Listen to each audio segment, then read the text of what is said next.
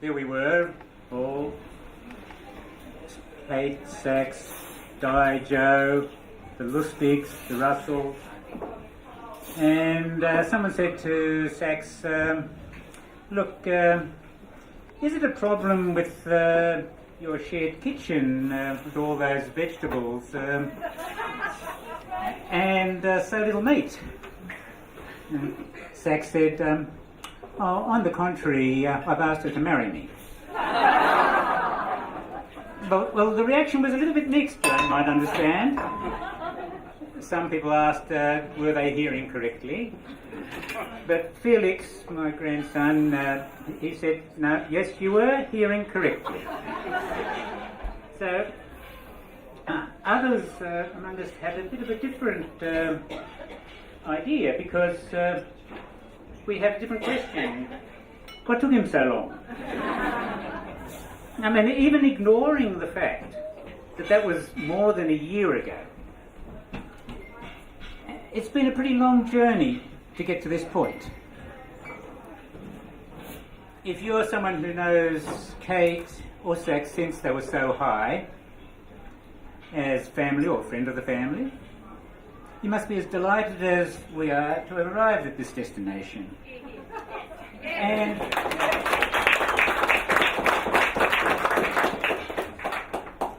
And it's been a long journey of a different kind for if you happen to have come a long way to get here today. Or if you're here because you enjoy the company of two warm, quirky individuals, you got a taste of this journey down to Leban's Lookout and back. It's not every wedding that you get to wear your favourite fancy shoes and your favourite sneakers.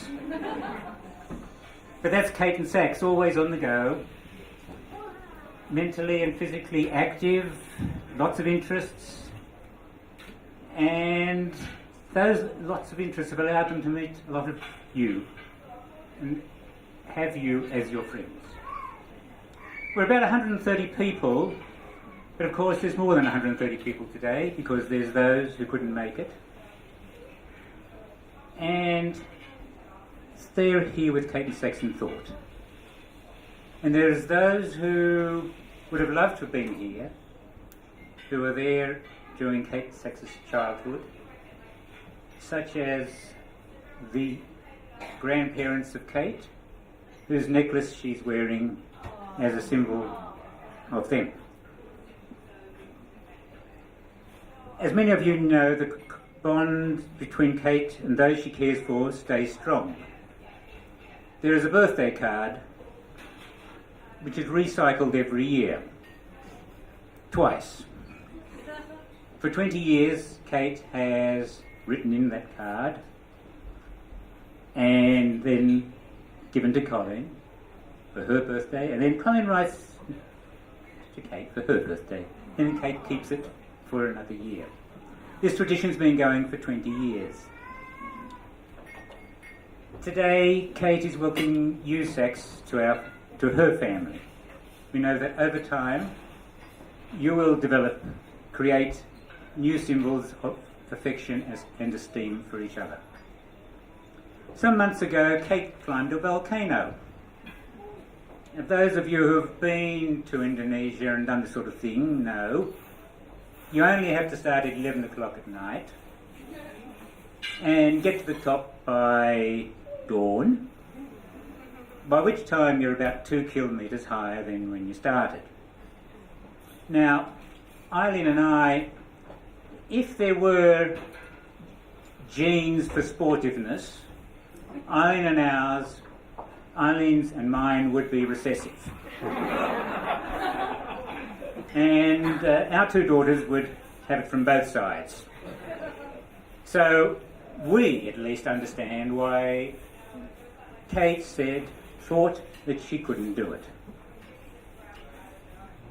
But Sax insisted. And she did. And In fact, Kate and Sax are often supporting and encouraging each other. Di and Joe are our Makatonim. Well, but I know what your question is. What are Makatonim? There's said to be about 1 million words in English language, but there's no word in English for Makatonim. In fact, as far as I know, there's no word for Makatonim in any language, except Hebrew and Yiddish. The Makatonim are the parents of the daughter-in-law and of the son-in-law. The fact that there is a special word for this in this tradition means that you, Di and Joe, are now members of our family.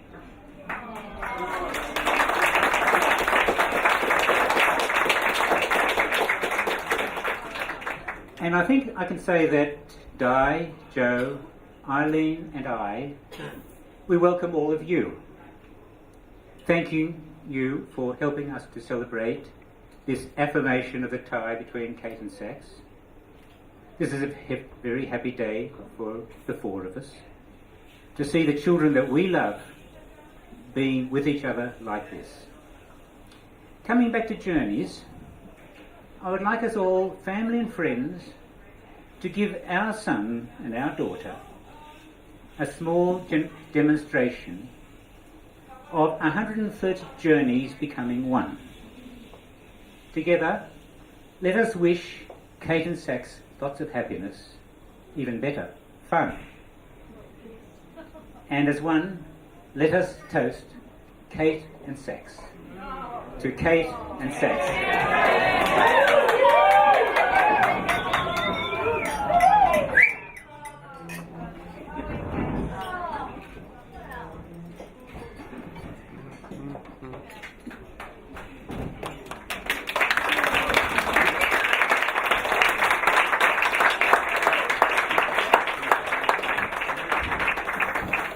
And now I'd like to hand over to Uncle Dave.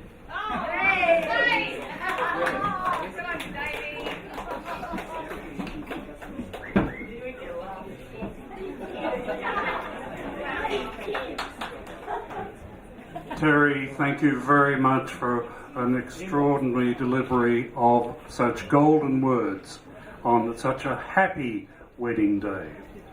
I should like to spontaneously call upon the Kookwara, Robbie, Radford and many other factions and affiliates to wish 3 cheers for Terry and Eileen and all the Lustig family. Are you ready? Hooray!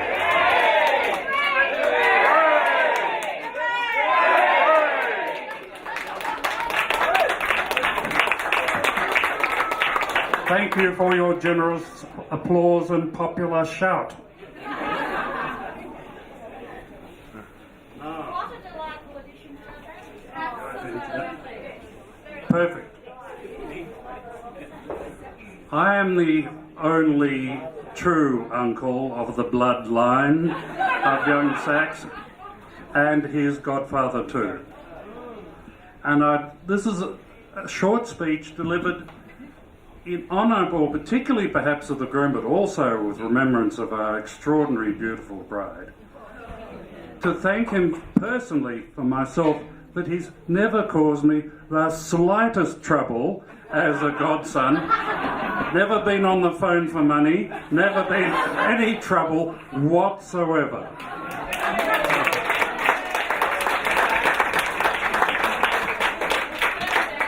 And I can say, yes, I can say with confidence that his parents feel very much the same way.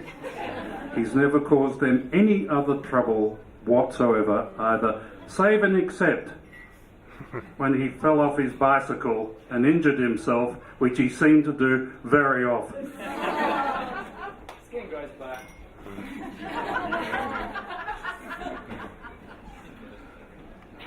It's an extraordinary thing that, I'm understanding, to be corrected, Kate and Sax met for the first time and in a hotel, just like Sax's parents, as I told. But my sister Di said it was the very best hotel, namely the Winkworth, and Sax has confided in me that it was an environmental social group with a bicycle theme. He said.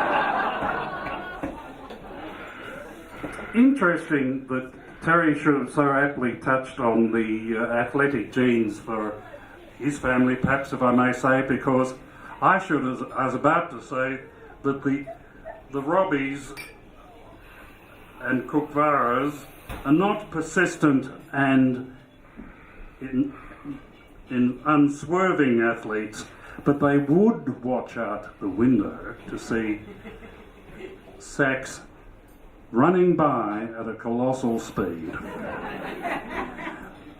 The observers with, I'm sorry to say, a glass of wine or even a cigarette in their hand,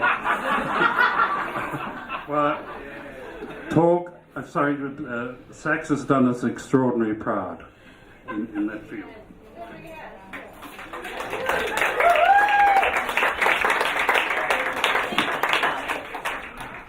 The astonishment of the languid observers gave way to reverence.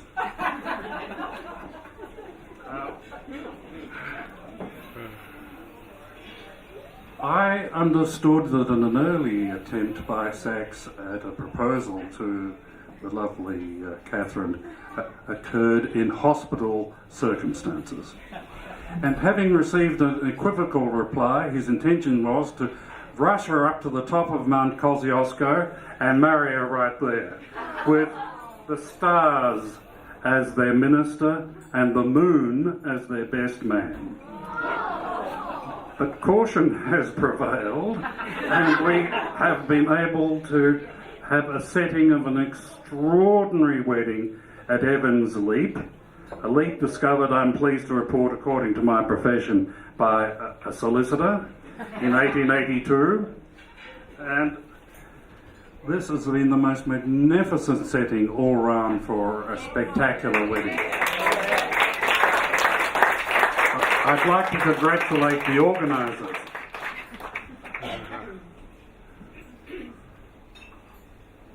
Now,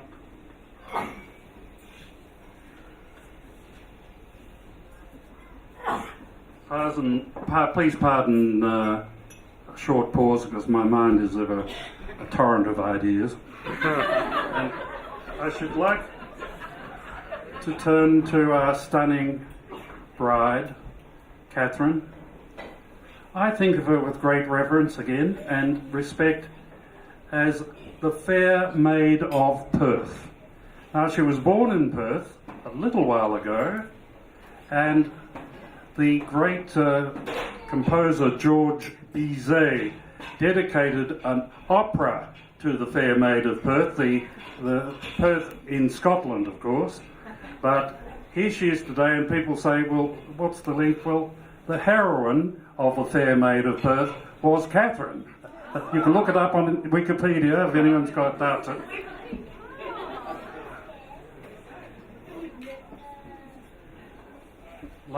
Lastly, I would like to conclude with an extraordinary poem by one of the great poets of the principally 19th century and a lord, George Lord Byron,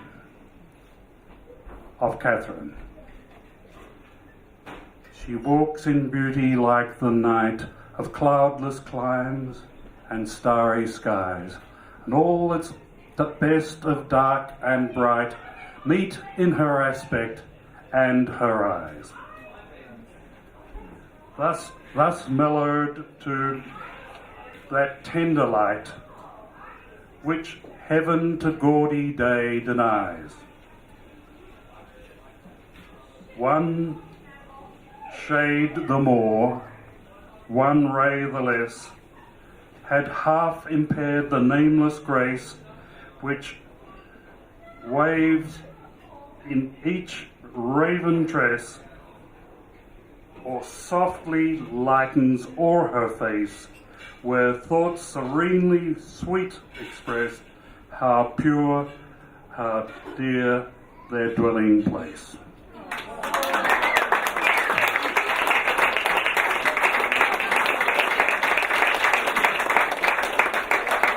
I should like to hand over to Matthew Gray, the best man. I'll say a few words today, though I think a lot of it's already been said.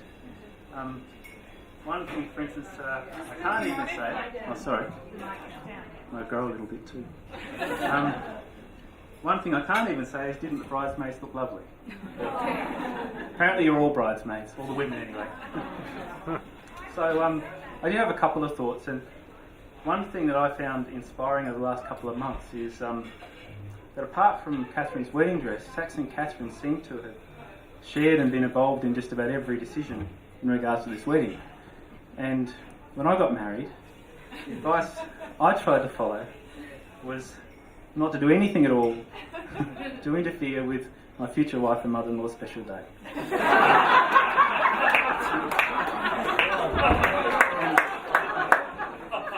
And I think,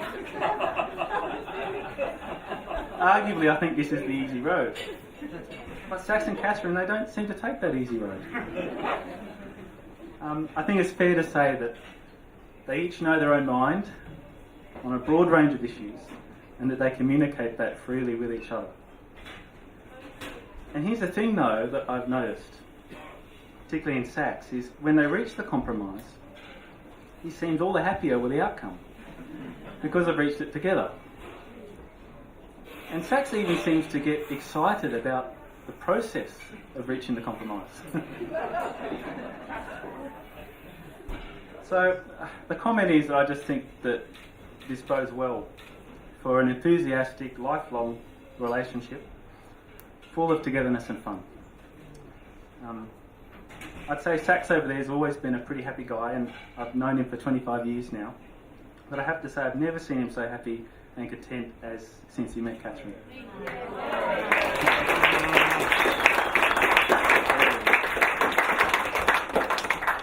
So I've never heard anyone comment that the speeches at a wedding were too short. So I think I'll leave it just about there, and that's not for lack of dirt on Sax, trust me.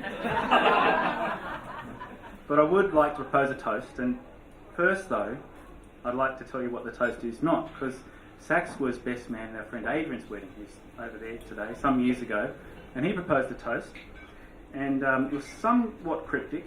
He said, "Champagne for my real friends, and real pain for my sham friends."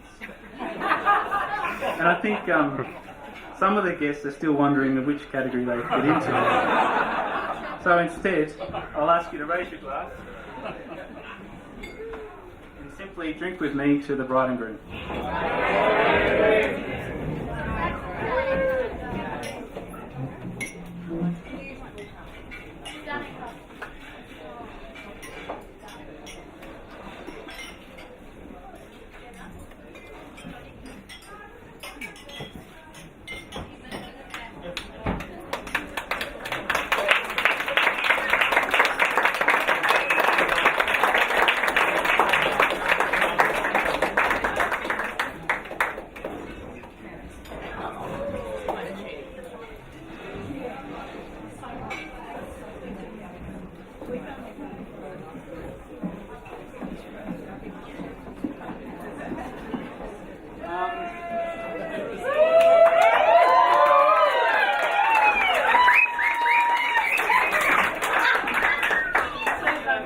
We didn't actually expect to win tonight, so we didn't write a speech.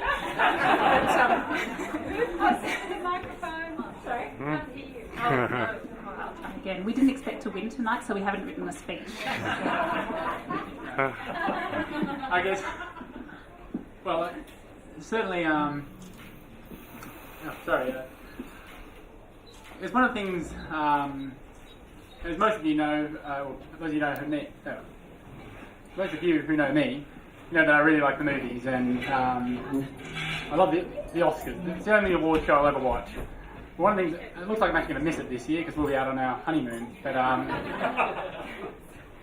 the one thing I don't like about the Oscars is the winner's speech, where they thank just about every person associated with their lives, every person, they name the names, and it goes on forever until they're cut off by the music.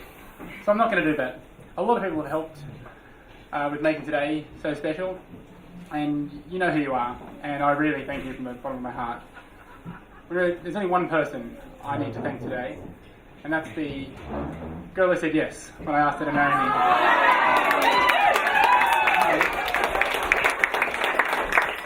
2 weeks after I asked her, she said yes.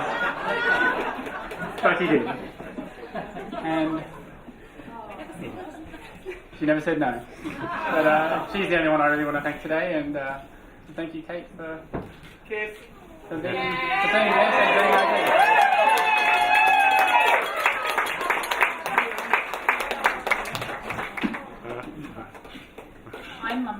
I'm also going to thank Sax for asking me about 3 times. I never said no. No, what I actually said was, you can't ask me now, I'm holding a polystyrene cup and I look like shit.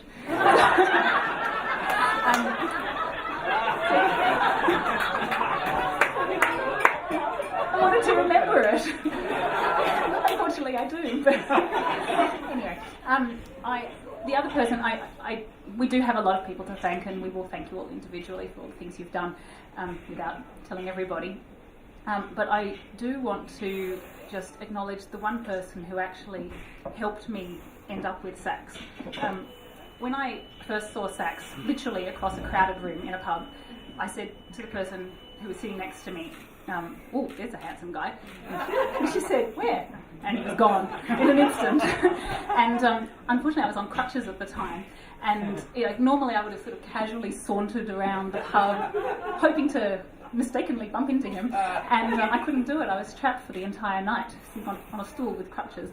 And anyway, right at the very end of the night, I spotted him again.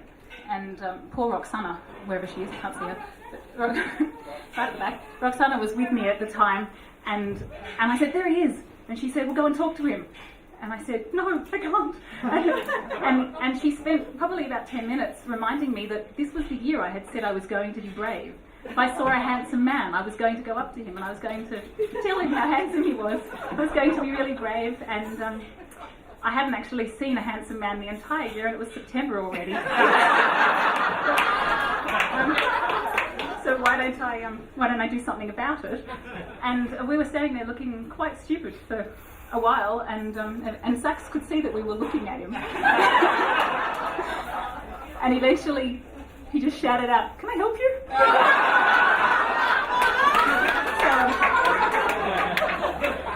So that's how we met. And so thank you, Roxana, for putting up with me. And convincing me to at least stand around looking like an idiot for a while. It's good. I think that's. Thank you very much. Thank you very much for the lovely speeches, Dave and Dad and Matt, who's disappeared. No, Matt, thank you very much. They're lovely, and I'm sorry I keep fading in and out of microphone than I used to do. And that's all I'm going to say, because I've said about 30 times. So thank you. Anything else, Matt? No, that's all good.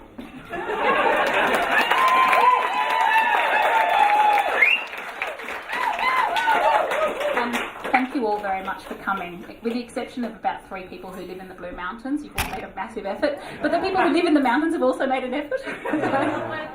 Yes, so thank you very much for coming all the way out here. Really, really lovely to have you all here.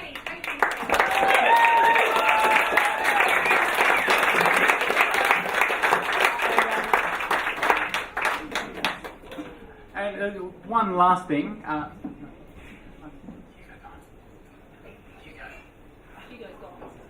Oh, okay, that's fine. Oh, sorry, I'll say one more thing. We were going to wish the best man's son a happy birthday, because it's his birthday today, but he's not here at the moment. But I will take this moment to wish Matt himself a happy birthday for, was it Monday? Monday.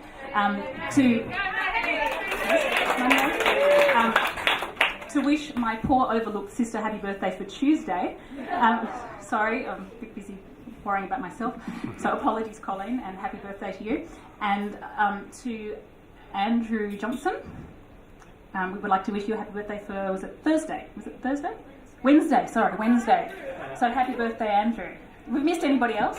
Oh, and Anna. There's one last person. Tuesday? Okay. And Happy birthday. and there's one other person who's you are all gonna miss her birthday because she's gonna be crisscrossing the inner regions of Australia with me. Happy birthday to Kate on 13th next week. So.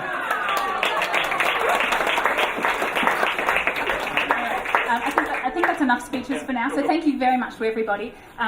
We'd love to see you all dancing when the band's back. We'll drag them back now. And thank you again. Thank you.